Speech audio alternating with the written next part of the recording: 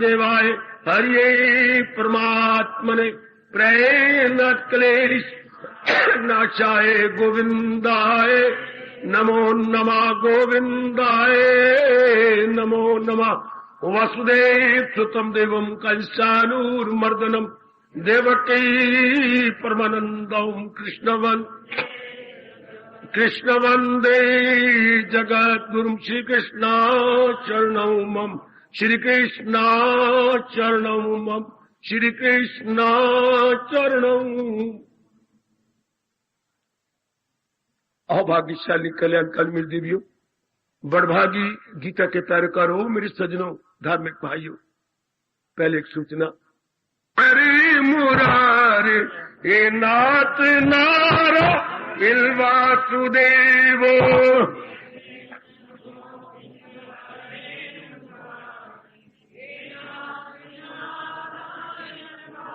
श्री कृष्ण गोविंद हरि मुरारी हे नाथ नारा वासुदेवो।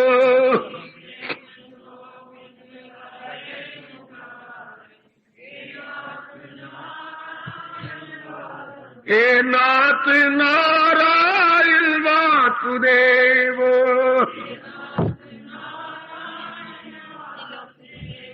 हे नाथ नारायण वासुदेवो। श्री कृष्ण गोविंद हरि मुरारी हे नाथ नारायण वासुदेव। बड़े प्रेम से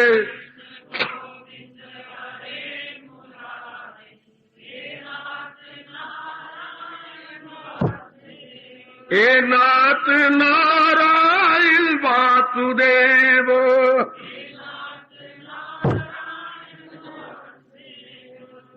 हम घी वालों के भी बड़े कृतज्ञ हैं, जितना आपसे बन पड़ा आपने कर दिया, बहुत अच्छे। बाकी सवेरे वाले तैयार होकर सवेरे आएंगे, उम्मीद तो है पूरा हो जाएगा, बहुत कुछ पूरा हो जाएगा। लीजिए मन को एकाग्र करो, सब अपने मन को एकाग्र। जैसे आप जान रही हो, कल्याणकामी नेक जीवो मेरी हार्दिक बधाई, कल्याणकामी देवी हो मेरी हार्दिक हार्दिक शुभ भावनाएं। महाराज जी की चोटी की ज्ञान से भरपूर वाणी द्वारा अर्थात गीता जी द्वारा हम अपना कल्याण कर रहे हैं। कल्याण का अर्थ अगर मुझसे बार बार पूछते हो तो यही कहूंगा, अंतःकरण की सफाई। सुनो मेरे देवियों मेरे सज्जनों, अंतःकरण की धुलाई। अंतःकरण किसे कहती है? बुद्धि और मन। मोटे तौर पर बुद्धि का एक ही काम है, निर्णय करना। हमने नहीं जाना क्या निर्णय करना है। अगर ये भी कोई और भगवान जी बताते कितना अच्छा, पर मैं आप बकवास ही करता रहता हूं। ये तो भगवान जी का नियम ही नहीं कि बताएं। वो दिल करता है, मेरे जी चाहता है अंदर से कि जैसे भगवान ने हमें पैदा किया तो मां के पेट से जब बाहर आ रहे थे हम, प्रसव वायु हमें बाहर फेंक रही थी, उस वक्त भगवान कार में फूंक देते, मेरे संसार में जाकर केवल मेरी भक्ति करनी है, जो आज्ञा। भाई इतनी बात, और उनका कहना व्यर्थ नहीं जाता क्योंकि उन्होंने शक्ति भरे शब्द कहने हैं, शक्ति भरे शब्द कहने। तो फिर हम भगवान की भक्ति करते। अब आए तो वही या दुनिया में एक एक भगत जे पर जहान की भक्ति करता, जहान की भक्ति। हाँ, दिन रात जहान के लिए लगे हुए हैं। मुझे ये पदार्थ चाहिए, मुझे ये प्राणी चाहिए, मुझे इतना धन चाहिए, मुझे ये नौकरी चाहिए, मुझे ये छोकरी पत्नी के रूप में चाहिए, मुझे पुत्र चाहिए, मुझे जो है मिनिस्ट्री चाहिए, मुझे बड़ी पदवी चाहिए। देख लो मेरे बच्चे, जहान की चीजें मांग रहे हैं चारों। You please see. फिर गंदी गंदी आते कि शराब चाहिए, मुझे कबाब चाहिए, मुझे सिगरेट चाहिए, मुझे बीड़ी चाहिए, मुझे दवाई, सब संसार की चीजें। आप अपनी जाति को देख लो, मुझे बड़ी बड़ी सूट चाहिए, मुझे बड़ी बड़ी वो चाहिए, आपके बेटे आपके ये जो है साड़ी चाहिए, मुझे मेकअप का सामान चाहिए। मेरे रब्बा, नारी भी देख लो, एक से एक संसार की चीजें मांग रही है ना। तो जिसके लिए हमारे शास्त्र कहते हैं, आपने कहा नारद जी ने, जिसके लिए इंसान ज्यादा से ज्यादा टाइम गुजारता है, उसी का वो भगत कहलाता है। मैंने आपको पहले बता दिया, अपना धर्म पूरा किया है।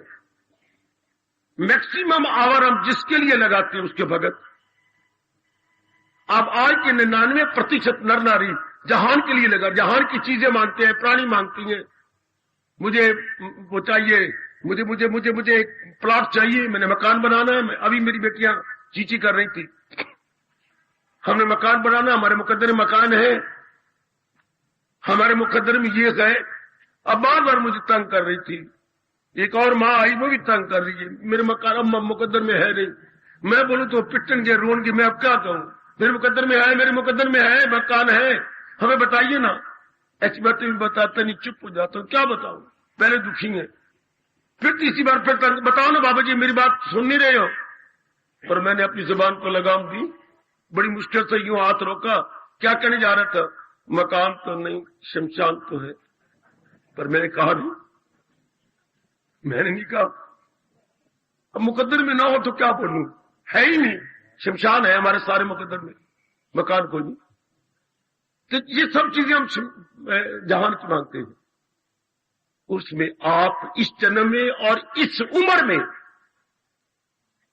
भगवान की ओर मन लगाने लगे। मैं ये नहीं कहूंगा कि आप भगवान को पूर्ण प्रेम चाहते हैं, अभी मन लगाने लगे हैं, अभी आप मेरे भगवान को इंपॉर्टेंस दे रहे हैं। पहले भगवान जी कहते हैं किसी चीज को लेने से पहले क्या होता है? इंपॉर्टेंस दी जाती है, उसकी महत्ता बढ़ाई जाती है, फिर बार बार उसके बारे में चिंतन होता है, चिंतन से कामना खड़ी हो जाती है। पहले महत्ता दीजिए।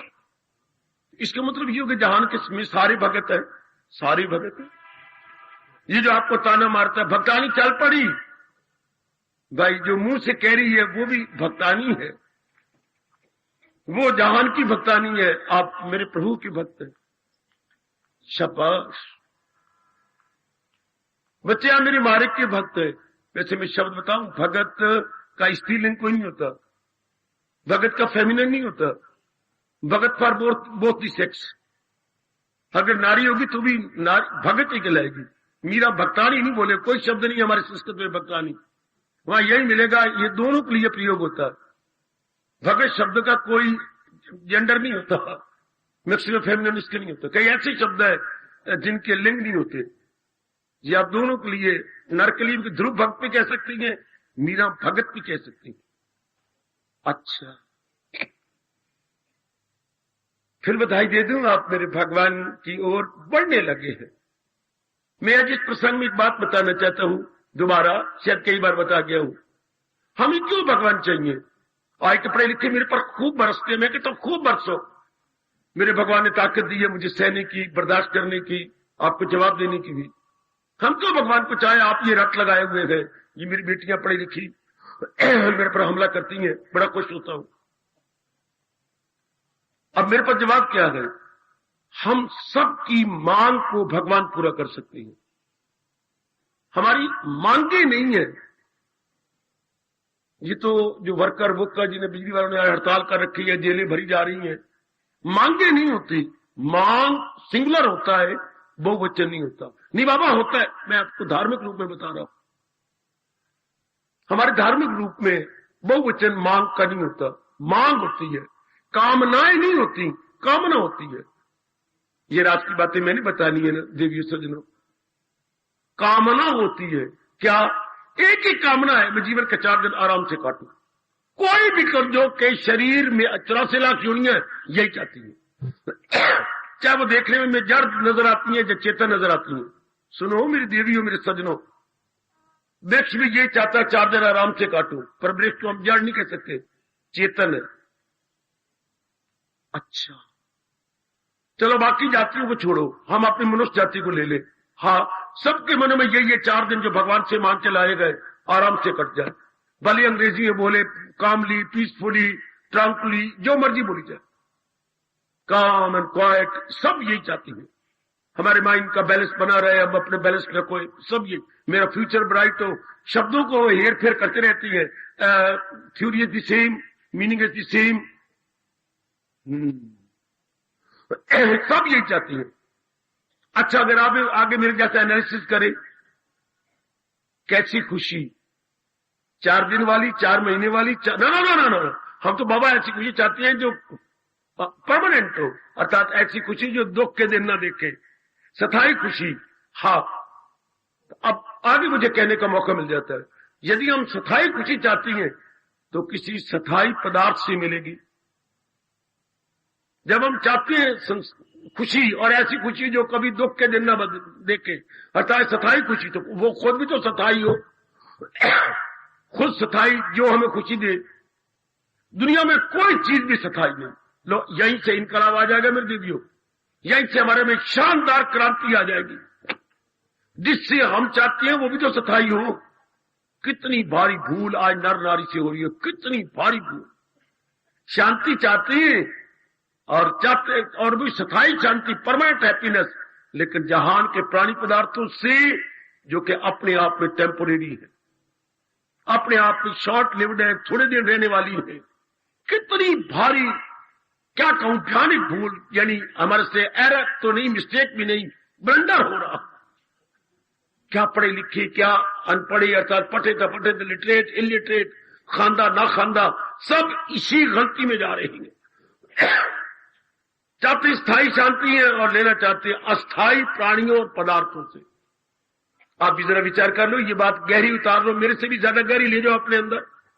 अस्थायी पदार्थ कभी में स्थायी देंगे, कभी भी नहीं। प्रकृति में नियम है, like begets like, like begets like. हाँ, कैसे? जो चीज जैसी होगी उससे वैसी चीज ही मिलेगी। हम देखते हैं, पक्षियों में देखती हैं ये बातें, birds of the same feather flock together. कौवे कौवे के साथ उड़ रही हैं, हंस हंस के साथ उड़ रही हैं, चिड़िया चिड़ियों के साथ, तोते तोतों के साथ। जो जिस प्रकार का है उसके साथ, नारी नारी उसके साथ बैठी हैं, नर जो है वो पुरुष पुरुष में बैठे हैं, अलग अलग सारे बैठे हैं जैसे वो है। इससे जो टेम्परेरी प्राणी पदार्थ होंगे तो वो अपने अंदर से टेम्परेरी चीज निकालेंगे। इस दुनिया में अगर कोई चीज स्थायी है तो केवल भगवान, केवल। और भगवान की परिभाषा भी कि भगवान किसे कहती है, जो सृष्टि बनाने वाला है। फिर पूछा जाए भगवान किसे कहते हैं? हाँ, जो सदा एक समान रहे, कल, आज और कल आने वाला।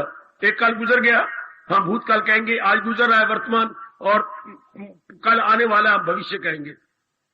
इन तीनों कालों में जो एक रूप रहे, एक रंग रहे, एक रस रहे, हमारा वैदिक धर्म उसे बोलता है भगवान। तो वो फिर एक ब्रह्मा विष्णु महेश भी हमेशा एक जैसे नहीं रहते। भगवान ने प्रकट किए, भगवान उनको अपने में ले लेता। उनको भी आप परमानेंट नहीं कह सकते हो, भगवान जी से शक्ति लेके अपना काम कर रहे हैं। बात एक नारायण की सत्ता है मेरी देवियों, जो थी, है, सदा रहेगी। आप जैसे दाना कल्याण कामी देवियां अपना मन केवल भगवान में लगा लेते, अब उससे स्थायी शांति मिल जाएगी। पढ़े लिखों के जो सवाल होता है उसका यही जवाब है। टेम्परेरी से आप टेम्परेरी ले सकती हैं, परमानेंट से परमानेंट। बिल्कुल ठीक है। इसलिए मेरे बच्चे सोचने के लिए मजबूर हो जाएंगे। मेरा काम है सिर्फ रियलाइज करवाना। एक बार किसी को भी नर नारी को रियलाइज करवा दो, आगे छलांगे वो मारेंगे। छोटी जंप नहीं, लॉन्ग जंप लेंगे। एक बार वो रियलाइज कर ले कि हम कर के रहे हैं। और सत्संग में आमतौर पर रियलाइज करवाया जाता है। गीता जी के सत्संग जो विचारों का सत्संग है, ज्ञान का सत्संग है, इसमें हम आकर के रियलाइज करते हैं हमारी मांग क्या है, और हम मांग किससे रहे हैं जो दे भी नहीं सकता। हमारी जो मांग है वो उससे मांग रहे हैं जिसमें समर्थता भी नहीं है, इतनी कैपेसिटी भी नहीं है। हमें कभी सोचा ही नहीं इस बात को। हालांकि हमारे अनुभवी हम कहे गए चुपके से हमारे कानों में, मांगो उसी से जो दे दे खुशी से, कहो उसी से जो कहे ना किसी से। हाय हाय हाय, करोड़ों की एक बात है मेरी देवियों, मांगो उसी से जो दे दे खुशी से। तो हम अपनी मांग पूरी कहां से कर रहे हैं जो कि दे ही नहीं सकता संसार। संसार का हर प्राणी पदार्थ इम्परमानेंट है, टेम्परेरी है, शॉर्ट लिव्ड है, मोमेंट्री है। हाँ, थोड़े दिनों के बाद हर चीज जाने वाली है। बस यही इनकलाब लाइए। गीता जी के सत्संग का ये बड़ा लाभ है, हम अपनी गलती का एहसास कर लेते हैं। जो हमसे भूल हो रही, गलती हो रही, भ्रांति हो रही, हाँ, वह हम रियलाइज कर लेते हैं कि बड़ी भारी गलती है, छोटी भी नहीं काका, इसे भयानक भूल कहेंगे, मां मूर्खता कहेंगे। थोड़ा सा रियलाइज कर लो। इसी बात को हमारे प्रभु जी ने, हमारे इष्टदेव ने कितने विस्तार से समझाया। इसी बात को कभी शारीरिक रूप से समझाया, इसी बात को कभी मानसिक रूप में, कभी बौद्धिक रूप में, कभी सामाजिक रूप में, कभी देवताओं का इशारा करके, कभी ऊपर के लोगों को बता करके, कभी परलोक की बातें करके, कभी अपने अवतारों की बात सुना करके, कभी राजा जनक का दृष्टांत दे करके, कभी सूर्य को शुरू में मैंने ये उपदेश दिया, ये बात कह करके। और जो आजकल चर्चा चलवा रही है, ये दृष्टांतों द्वारा ये साबित कर रही है। दृष्टांतों से क्या अपने ज्ञान की महत्ता बढ़ाई जा रही है। या तो एग्जाम्पल दी जा रही है आजकल, through example, through anecdote, through parables. मेरी देवियों, मेरे सज्जनों, ये रूपक बांधते हुए, ये उदाहरण देते हुए, ये भगवान एक छोटा सा कथानक रख देते हैं हमारे सामने। वाह! और हमें वो बात समझा देते हैं। एक बात को कथानक रूप में समझा दिया, इधर की बात की और असल पे लागू कर दिया। अच्छा, जैसे मन को समझाना हो कि मन कैसे भगवान की जात में तलीन होता है, तो साने हमें केवल यही एक दृष्टांत मैंने पढ़ा अनेक शास्त्रों में। वो ये कहती है, धागा कैसे सुई की आंख में डालते हो। धागा, पहले हम धागा ले लेती हैं, फिर उसे उंगलियों के पपोटों में रख लेती हैं, ये पपोटे, हाँ, थोड़ी सी लब लगा लेती हैं, हाँ, तो धागे के अगले सिरे को हम बार बार मरोड़ी देती हैं, बार बार ट्विस्ट करती है उसको, आगे पीछे, ऊपर नीचे, बार बार मरोड़ी देकर के उसके बरी करती है, और फिर आंख में डालती है, नहीं जाता उसको, फिर मरोड़ी जोर के, आप पपोटों को जोर के करेंगे, ये चला गया। कैसे? अगला सिरा हमने बरीक कर लिया और सुई की आंख में धागा चला गया। इसी प्रकार हमें बार बार जाप करना पड़ता है, कई पुण्य करनी पड़ती है, प्रातःकाल ध्यान में बैठना पड़ता है, एकांत में बैठ के मनन करना पड़ता है, कभी प्रेम के आंसू बहाने पड़ती हैं,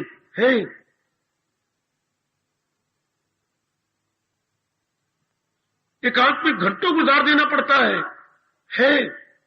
तब जाके क्या होता है, मन सूक्ष्म हो जाता है।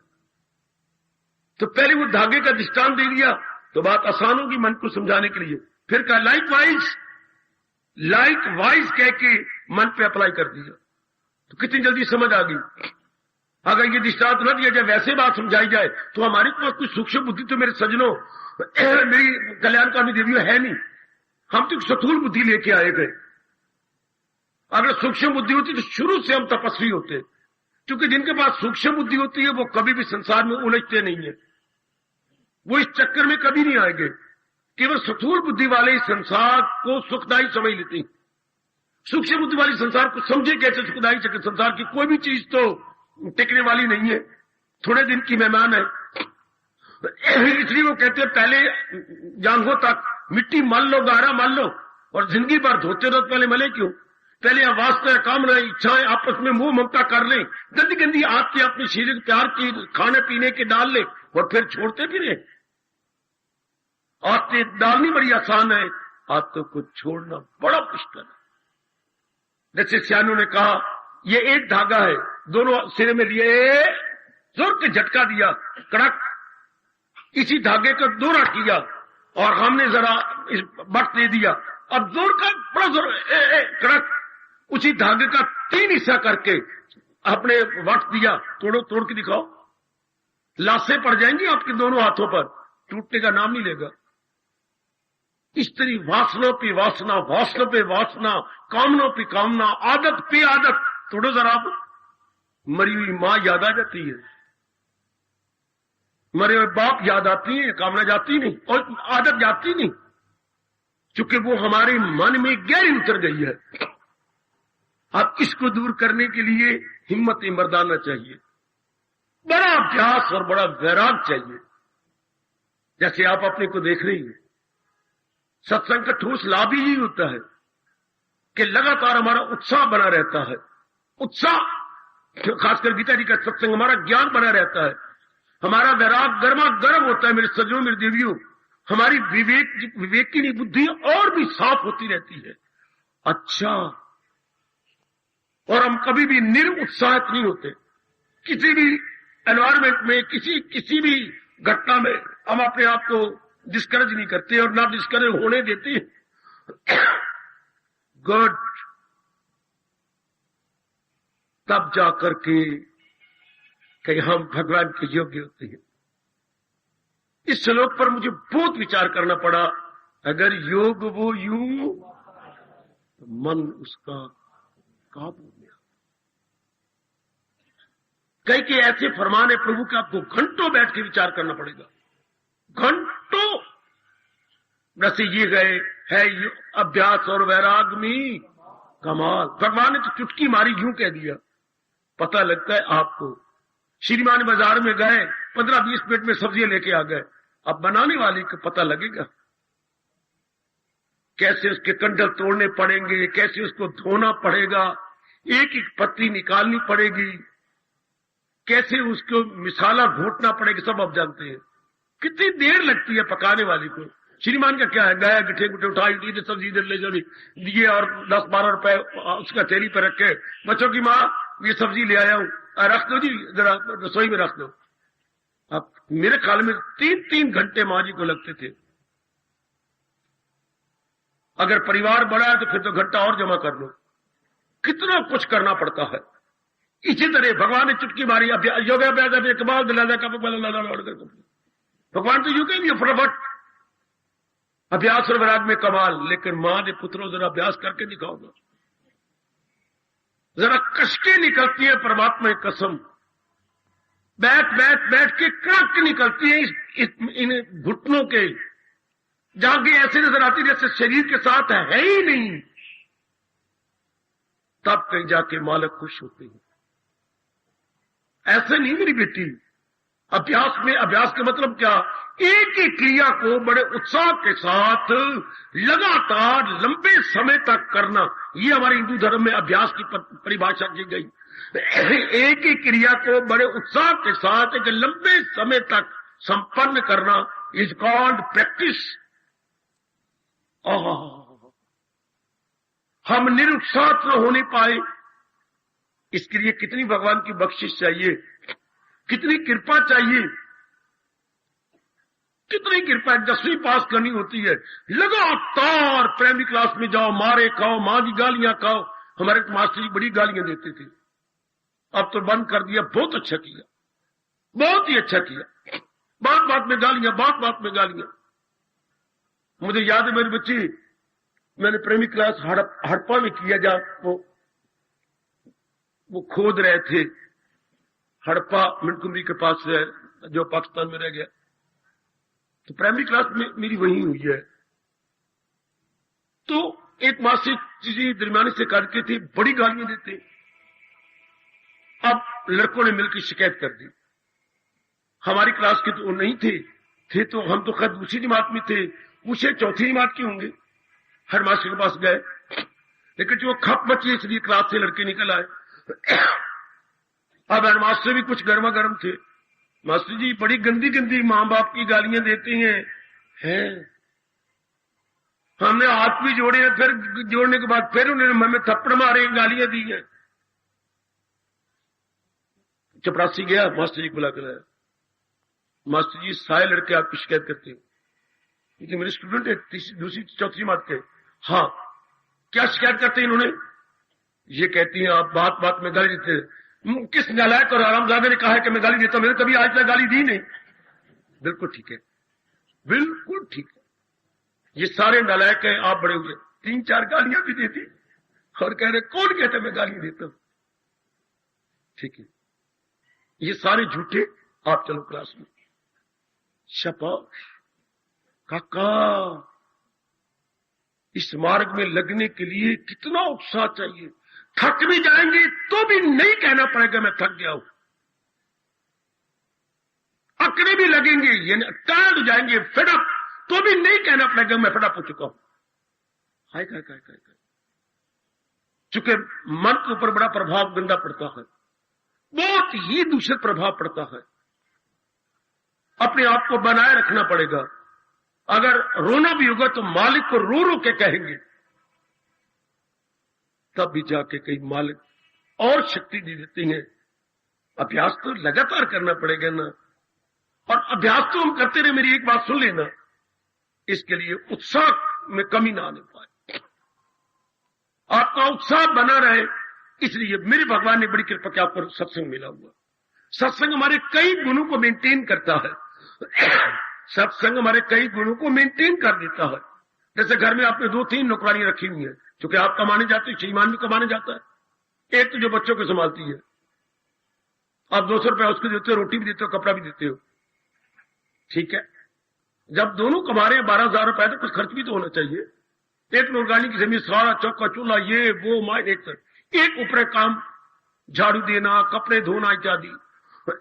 3 तो आपके सारा घर के काम मेंटेन हो रहे हैं। मेंटेनेंस वेरी गुड, क्योंकि लगातार ये काम चलने हैं। इधर हमारी मेंटेनेंस, ये योग की भगवान ने 3 शक्ति नहीं बताई, एक ही शक्ति बताई।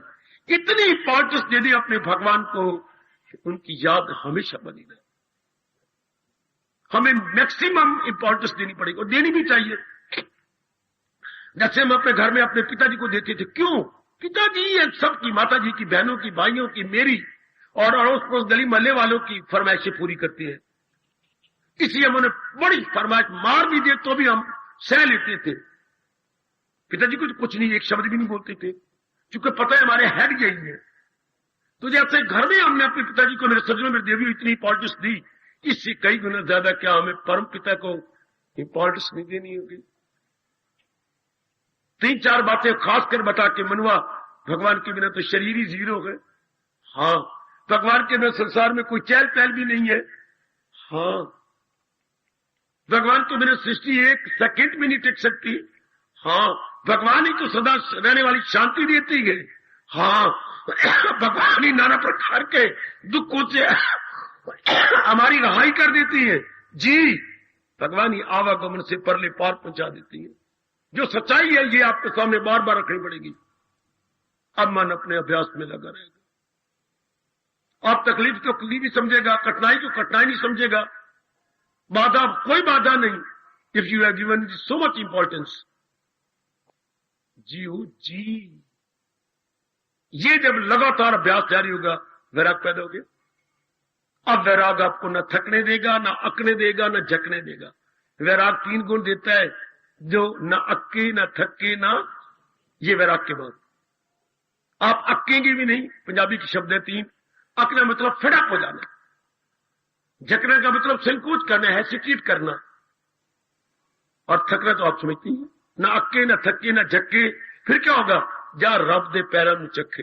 हाय हाय, जरा दिल की पट्टी में लिख लेना, मेरी बेटी, मेरी मैया, दिल की पट्टी में लिखना, जो ना अक्के, न थके, न झक्के, जा रब दे पैरों में चखे।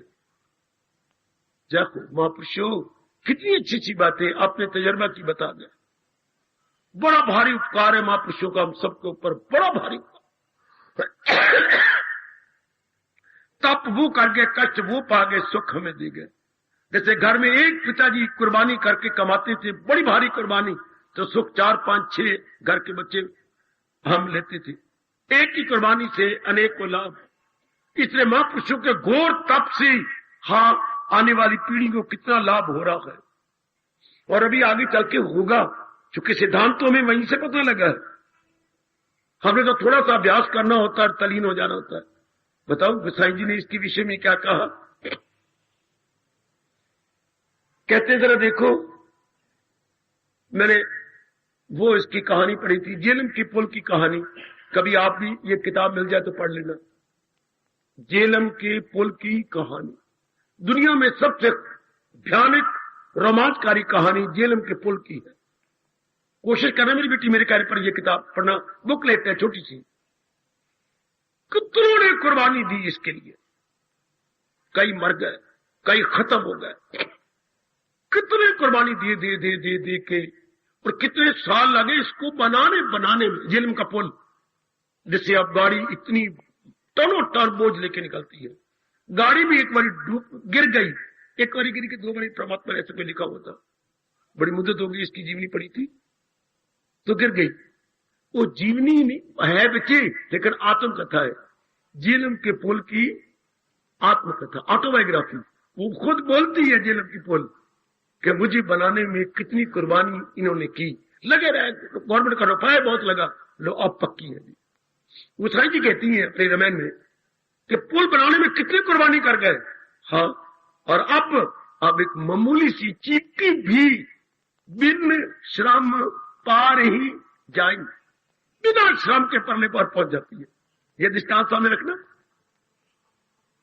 बिना श्रम के, बिना मेहनत के एक चीटी वहां से पुल बनाई।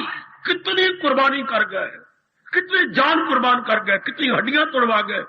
कहीं का हाथ कट गया, कहीं का पैर का निचला हिस्सा कट गया, कोई कई वैसे भी अपनी जान से हाथ धो बैठे, कई कितने विकलांग भी हो गए वहां पर। हाय शपाश। और अब पपीलू का बोलते चींटी सी, छोटी सी चींटी भी बिना श्रम के परले पार जा रही है। हाँ, महापुरुषों ने कितना घोर तप करके हमें लोक परलोक की बातें बताई, परलोक में तलीन करने की पुल बांधी। हमारा क्या, मेरे जैसे जो थोड़ा सा समझ लो, थोड़ा सा अभ्यास करके तलीन हो जाओ। उन्होंने कितनी जान मारी, यहीं से अंदाजा लगा लो। ये दृष्टांत सामने रखना पुल का। अब व्यास जी ने कितना किया, कितनी जो हमारे भारतीय सभ्यता संस्कृति के परम पिता कहलाती है, कितना घोर तप। वशिष्ठ जी की जीवनी पढ़िए, कितना घोर तप। वाह, इन सप्त ऋषियों की जीवनी पढ़िए जरा, जिन्हें आपकी सभ्यता को बनाया, संस्कृति को बनाया। और अब थोड़ा सा आपने समझना है, वैसे भोजन तैयार है, मेरे जैसे आपको थोड़ा सा उसी तैयार भोजन में से दी जाएंगे, और आपने सिर्फ अपना लेना है। बेटी हमें ज्यादा नहीं मेहनत करनी पड़ती। जैसे कहा चींटी अब क्या मेहनत कर रही है, स्लो बट स्टडी, चलती आ रही परले पर पहुंच जाएगी। She is slow but it is study, धीरे है पर लगातार चल रही है, कामयाब। अपने मन को समझा लेने का मन हुआ अब क्या है, कोई इतना तप नहीं, कोई इतना जप नहीं, सिर्फ समझना, समझ के अपने में इनकलाब लाना है। फिर भगवान ने जो दृष्टांत दिए हैं, वो बिल्कुल आसान कर दिया। दृष्टांतों ने मेरे सज्जनों बिल्कुल आसान कर दिया, बिल्कुल ही आसान, शाबाश, बिल्कुल ही आसान। हमने जब कल दृष्टांत लिया था 13वें अध्याय का था, जो कि महाराज जी ने ज्ञान को देने के लिए ये दृष्टांत रहो तो हम समझते कैसे, निराकार को जिसकी शक्ल ही कोई नहीं, क्योंकि जो निराकार के उपासक है, निराकार में गॉड विदाउट फॉर्म, निर्मने विदाउट, और आकार में नहीं शक्ल, जिस भगवान की कोई शक्ल नहीं, अर्थात वो निराकार है। तो आप समझोगे कैसे जिस भगवान को इकट्ठी हो, सर्वव्यापी रूप में तो ज्योति स्वरूप में है। हमें समझाएंगे 13वें अध्याय में, जो तारीकियों से बहुत, वो नूर जो आला नूर है, जो तारीकियों से, अंधेरे से बहुत दूर है। बिल्कुल ठीक। हाउ टू रियलाइज, अब से रियलाइज कैसे करें? बातें तो बहुत बन जाएंगी, ज्ञानी बातें बना लेंगे, ग्रंथ के कई हवाले दे देंगे, लेकिन हाउ टू रियलाइज शर्मिंदगी होती है फिर ज्ञानियों को, जो मौखिक ज्ञानी है, जो कि वर्बल ज्ञानी है, कि भाई ये बात तो ठीक है, कहने में सुनने में बड़ा अच्छी बात है, लेकिन अब इसको अनुभव कैसे करें? वही मुसीबत जैसे चूहों ने मिलकर के कॉन्फ्रेंस की थी कि बिल्ली ने तंग कर मारा है और इसको कोई प्रबंध होना चाहिए, आती है और हमारे कईयों को मार देती है। एक चूहा उठा था कि मैं बताता हूं, मैं सियाना हूं तुम सारों से, क्या मैं घंटी ले आता हूं सेठ के मंदिर से। अच्छा ले आया, अब क्या करेंगे, इसके गले में बांधेंगे, दूर से आएगी तो फायर ब्रिगेड की तरह टन टन बजता आएगा। बस जब टन हम सुनेंगे हम सारे अपने बिलों में घुस जाएंगे। हाँ, ये बात बहुत अच्छी, ये बात बहुत अच्छी। सबने तालियां मारी और सबने गूंजे और हिप्पे फुर्र किए। इतने में बूढ़ा भी आ गया, ताया भी। आपने सुनी है, पढ़ी है। ताया क्या खप मचा रखी है, उन्होंने बताया ये कॉन्फ्रेंस हुई और ये हमने जो है मत्ता पकाया, साहब ने यही दिया है कि ये ठीक है, यही मत ठीक है, बिल्कुल ठीक। लेकिन बिल्ली आएगी ना, आएगी। घंटी किसके हाथ में है, ताया मेरे हाथ में। तो घंटी म्याऊं करेगी, हाँ, तो घंटी कौन बांधेगा?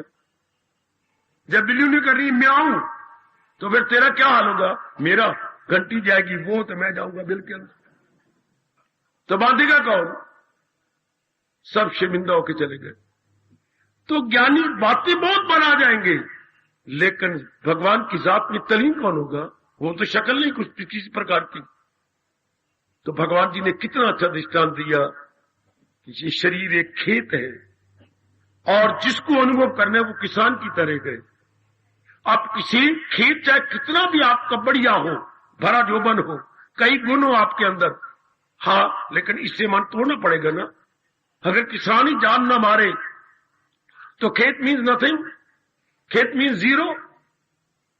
अगर फार्मर बहुत ही मुशक्कत करने वाला नहीं, मेहनती नहीं, मेरी देवी इतने लेबोरियस नहीं है, हाँ, इंडस्ट्रियस नहीं है, हाँ, तो खेत बेचारी क्या करेगी? शरीर का जोबन, शरीर का कमाई, शरीर की क्वालिटीज क्या करेगी? चाहे आप बड़े छोटे के ब्राह्मण हैं या अच्छे खानदान के हैं या आपका खानदान बहुत ही अमीर है इत्यादि, लेकिन अगर करने वाला ही सुस्त हो तो हमारा सारा ध्यान अब अंतर में हो जाएगा। सारी अटेंशन हमारी सब अंदर गई। बड़ी जल्दी महसूस कर लेंगे इस दृष्टांत से। जो हमारा मन बिखरा हुआ था सारा किसान की तरफ हो जाएगा। दृष्टांत द्वारा कितना आसान हो गया। ये भगवान की बड़ी मेहरबानी है जो गीता के यहां तहां वहां, हियर देयर एवरीवेयर कई दृष्टांत दे डाले। बड़ी मेहरबानी। आप चलें जरा 15वें अध्याय में। शुरू में दृष्टांत दिया भगवान ने, किसी अध्याय में एक 13वीं में दिया शुरू में, एक 15वीं शुरू में दे दिया। क्या कहा?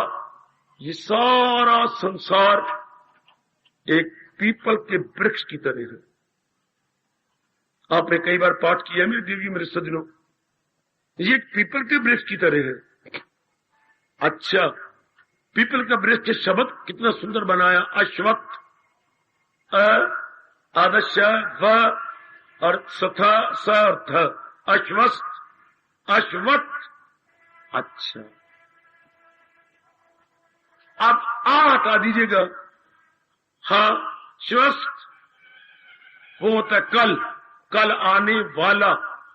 तो आप कह लग गया, पता नहीं कल आए या ना आए, पता नहीं कल आए या ना आए। इसके बारे में क्या कह सकती हैं?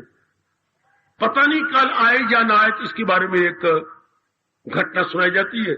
एक जेंटलमैन, कुछ अकल खराब होगी शायद, बढ़िया से बढ़िया कपड़े पहन के बैठ गए, बहुत बढ़िया नहा धो करके, ऊपर अपनी सीम सुन करके और टाई लगा के, बढ़िया कमीज कूज पहन के,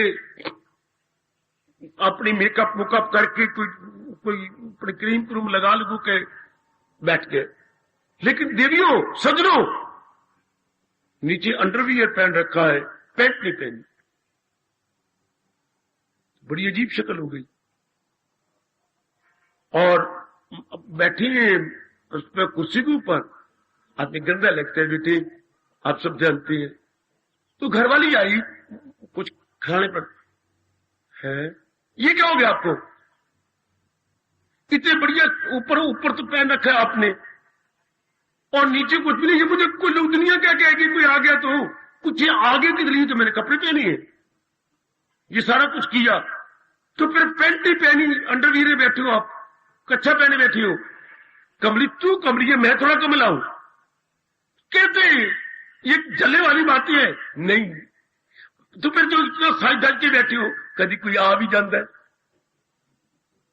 तो मैं यही तो फिटनी हूं तो कभी कोई नहीं भी आंदा देर फिटे मुंह तेरा, कभी कोई आ भी जाता है तो ऊपर देख लेगा, कभी कोई भी नहीं जानते मेरी सारी मेहनत बर्बाद हो जाए, मैं इतनी मेहनत के क्या करूं। तो कहावत मशहूर है देश में, कभी कोई आ भी जाता है तो कभी कोई नहीं भी आता।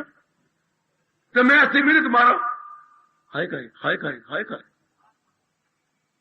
सजनों, जो मालिक ने ये पीपल के वृक्ष का नाम रखा अश्वत्थ, ये क्या गए, हाँ जो कल तक नहीं रहता, शवा होता है tomorrow, that which is coming still not arrived, it is coming, उसको हम बोलते कल आने वाला।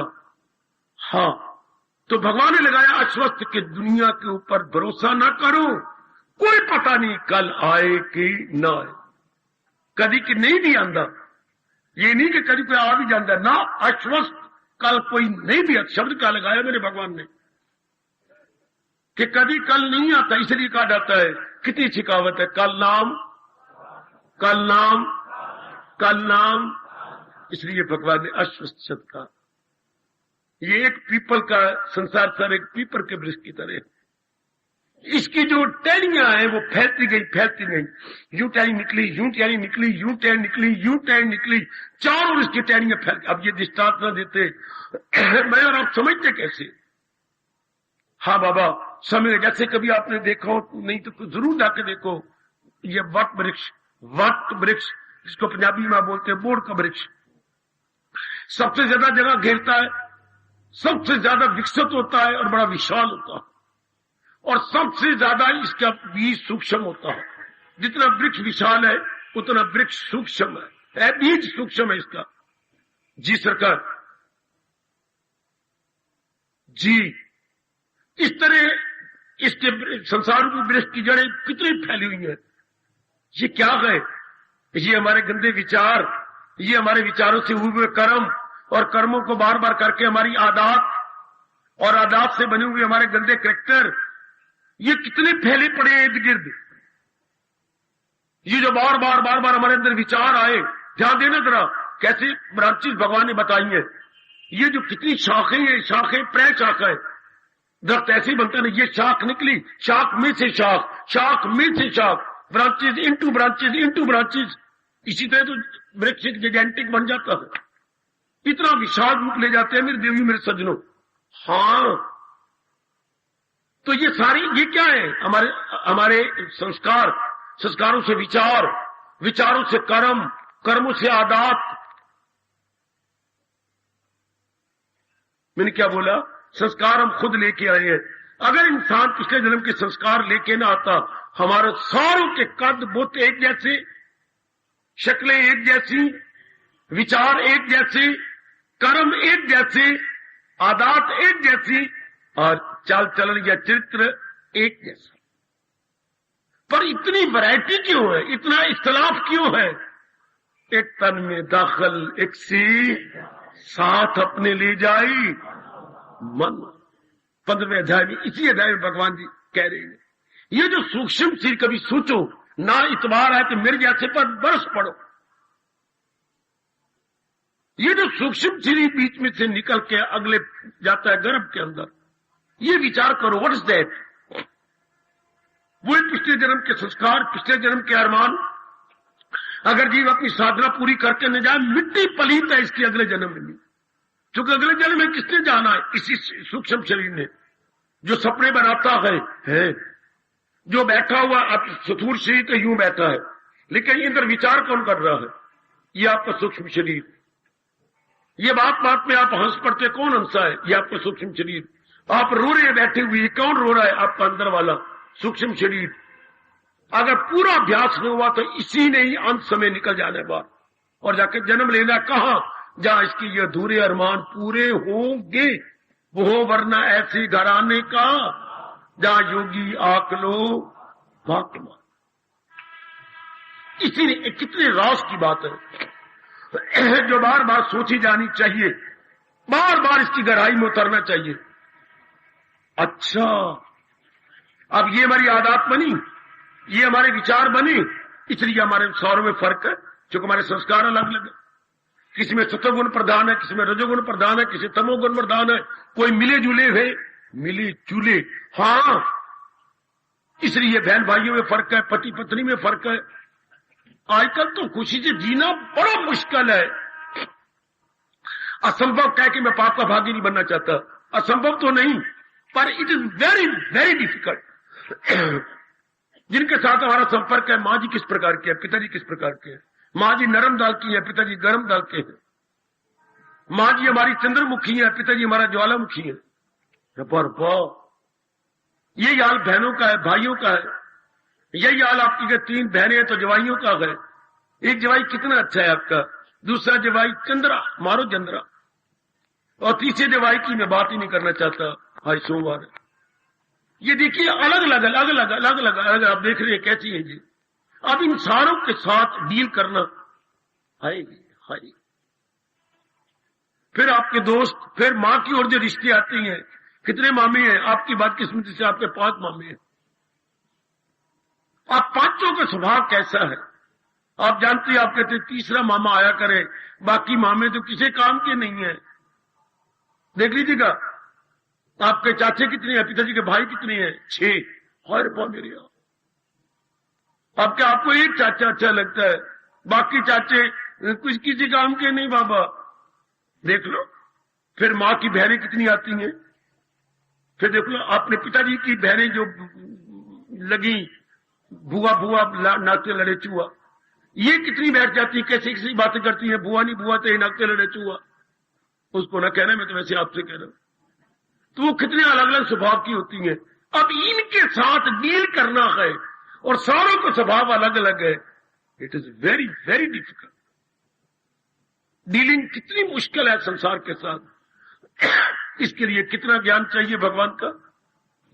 तो वो मेरे भगवान दे रही, ये तुमने तो अपने अलग अलग पढ़े से अलग अलग विचार बनाए, संस्कार बनाए, कर्म बनाए, आदत बनाई, और अब क्या है, अब आप कल्याण करना चाहते हो।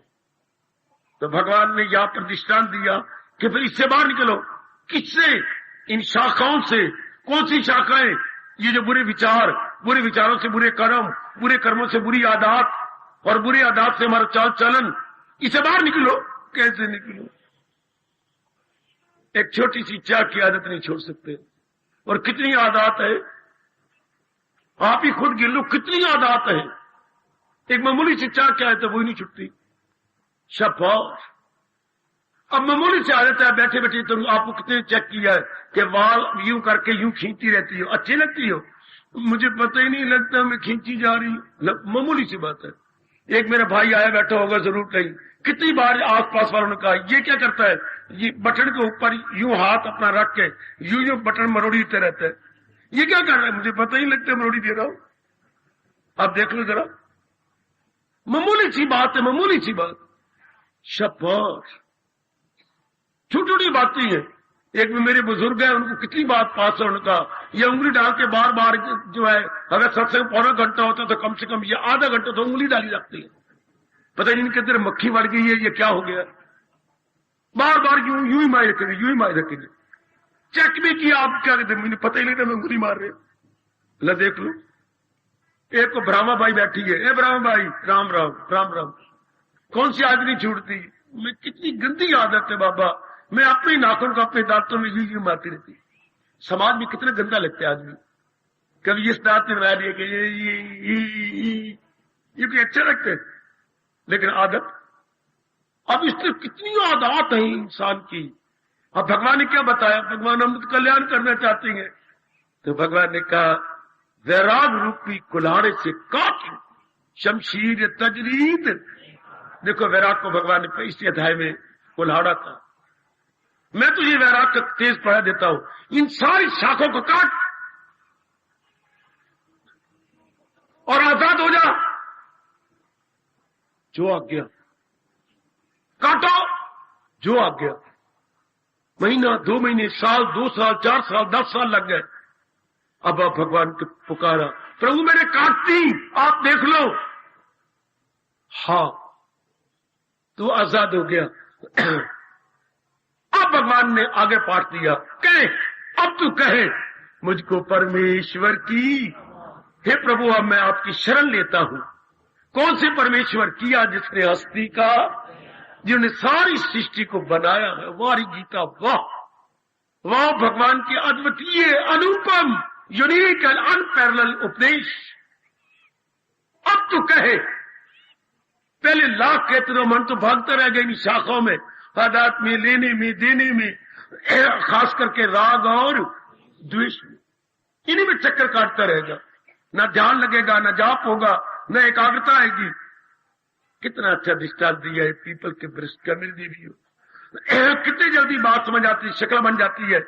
और भगवान कहते हैं मैं देता हूं वैराग का कुल्हाड़ा, इन्हें काटता जा, इन्हें काट काट ढूंढ, फिर मकाओ, इन्हें काट काट ढूंढ, इन्हें काट काट काट काट काट काट काट, शक्ति मेरे से ले, कुल्हाड़ा मेरे से ले, काटता जा, अपने आप को छोटा बना के बाहर निकला।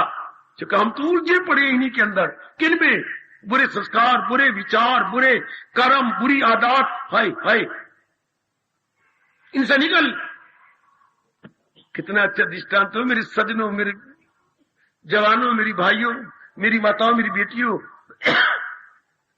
आप इसकी सराहना किए बिना रह नहीं सकते। कितना बढ़िया दृष्टांत 15वें अध्याय का। इन्हें काट, जो आज्ञा प्राणनाथ, शक्ति आपकी, पूरी मेहनत मारूंगा। फिर कहते हैं अब तू कहे श्री कृष्णा शरणमम, श्री कृष्णा। अब मजा में आप बात है कहने का श्री कृष्ण शरणमम। पहले मजाक होगा, पहले भगवान कहते हैं परा गंदा दिल है यह मक्कार है, पूर्ण रूपेण भक्ति करता नहीं, और मंदिरों में जाके भगवान का प्यारा और जहान में जाके जहान का प्यारा। कैसी बुरी बात। एक ऐसा आया बैठा जिन्होंने रीमैरिज की है। बेटी क्यों इतनी देर लगा दी, बेटे क्यों देर लगा दी? मेरी बदकिस्मती बाबा, मैं किसी के प्रेम में फंस गई। अच्छा, यानी लव अफेयर चल पड़े। अच्छा बेटी, तो जिसके साथ प्रेम में फंसी मुझे पता नहीं था कि उसकी पहले शादी हुई है, अब वो उसको छोड़े हुए था, मुकदमा चल रहा था। तो फिर क्या हुआ? फिर क्या होना था? मैंने सिर में अपने अंगारे पाए। तो तू सड़ी क्यों नहीं? अति तो सड़ गई, अति और सड़ जावांगी। क्यों, क्या हुआ? फिर मैं बार बार कहे तुम तलाक लो कचहरी से, एक पक्का तलाक को, फिर मैं तेरे साथ आऊं। तो फिर क्या हुआ? उनको तलाक लेने में बाबा 6 साल लग गए। तो मेरी उम्र हो गई 34 साल की। अब मैं इनकी पत्नी तो लगती नहीं हूं। आगे बाबा तू समझ ले। नहीं, मैं नहीं समझना, तू अपने में समझ दे रहा हूं। तो फिर अब तो तलाक इनका हो गया, कागज इनको डॉक्यूमेंट प्रूफ मिल गया। तो अब हमारी शादी हुई है। तो कितनी शानी बनी। तो और क्या का बाबा, फिर इनको हथकड़ी लग जाती, गवर्नमेंट अंदर दे देती हो। पहली औरत इनको अंदर करवाई थी, तो कितनी शानी, पहले कितना ये कर, अब शादी की। और रब भी हमारा यही कहता है, कमलिया बेवकूफ बन के तुम्हें कितनी शौक है, कामना है, वास्ता है, कामना है, इनको कट, डॉक्यूमेंट्री प्रूफ ले कचहरी से। अब मुझे कहे परमात्मा तेरी शरण लेता हूं, हे मेरे मालिक मुझे अपनी शरण दे दे। जैसे हमारी मनोरमा आई थी, तलाक बनी के पहले तलाक ले पहली औरत से, फिर मेरा हाथ पकड़। भगवान कहते जो इतनी वासना, कामना, इच्छाएं, राग और देश बनाई ने वैराग से काट, फिर आके मेरे दरबार में कहे प्रभु मुझे आपकी शरण। कितना कहने में कितनी मेहनत लगती है, मुझे आपकी शरण। मनोरमा को हाथ पकड़ने में कितनी मेहनत लगी, तेरे बाप का मुकदमा में कितना लग गया, आप ही कह रहे थे कोई लगभग 75,000 80,000 रुपया लग गया ना। अब दोबारा शादी हुई आपकी, देख लो आपकी दोबारा शादी। तेरी हिम्मत मेरी बेटी, आपने एक सेकंड हैंड के साथ शादी कर ली। वो तो सेकंड हैंड है, वो तो झूठा है, झूठे के साथ शादी की। मेरे सिर में अंगारे पै गए बाबा। देख लो कितनी मेहनत एक सेकंड हैंड के लिए करनी पड़ी। हमारे वक्त तो सेकंड हैंड बुक्स बिकती थी, आजकल सेकंड हैंड हस्बैंड भी बिकती है, सेकंड हैंड क्या पत्नियां भी बिकती हैं। आपको पता है? पता है बाबा, समाज में पता है। तो जो सेकंड हैंड के लिए कितनी कुर्बानी करनी पड़ी। इधर हमारे भगवान हमें कह रहे काम तो सेकंड हैंड है, दे रखा था संसार के प्राणी को, पदार्थों को, लेने को, देने को। तो भी भगवान उदार होकर के, ब्रॉड माइंडेड होकर कह रही गए इन्हें काट कर ढूंढ फिर वो मकान। कितना कमाल का दृष्टांत है 15वें अध्याय का। कितना गजब का। ये सारा संसार क्या एक वृक्ष है, इसकी जड़ें शाखाएं फैली पड़ी है, और इंसान इसमें उलझा पड़ा। जब तक वैराग से नहीं काटेगा तब तक भगवान की और इसका आना नामुमकिन है। समय हो गया मेरी देवियों, जाके विचार कर लेना, सोच लेना मेरी माताओं, मेरी बेटियों, बुजुर्गों, मेरे कल्याणकामी भाइयों। आप दिन ब दिन काटते जा रही हैं, आप दिन ब दिन आजाद होती जा रही मेरी देवी। भगवान आपको आजाद करे। बिना इससे छूटे हुए गुजारा भी नहीं और तलीम भी नहीं हो पाएंगे, इस मार्ग में लगेगी नहीं। जैसे मनोरमा होशियार बनी, अगर इस सेकंड हैंड पति के साथ शादी करनी है तो पहले से तलाक ले ले, उससे संबंध विच्छेद या डाइवोर्स कर ले और प्रूफ भी कागजों का हो जाए, हाँ तब जाकर के आपने उसका हाथ पकड़ा। इस तरह भगवान कहते उसकी भक्ति तब सफल होगी, पहलों से किनारा कर ले, पहलों से तोड़ ले, न हो उसको फिक्रे चुनाव, कहे योग का उसको मसनद नशी। बहुत कमाल का दृष्टांत 15वें अध्याय का। ये संसार एक पीपल की वृक्ष की तरह चारों ओर फैला हुआ है। और एक बात कितनी अच्छी कही इसमें, इस वृक्ष की जड़ें पाताल में होती हैं, उस वृक्ष की जड़ें जिसकी ऊपर तले, वो जड़ें ऊपर है। जड़ तो भगवान जी है ना, वो सर्वव्यापी है। संसार की वृक्ष की जड़ें ऊपर है, शाखाएं नीचे है, उन्हीं में हम उलझे हुए हैं। परमात्मा शक्ति देंगे आपको।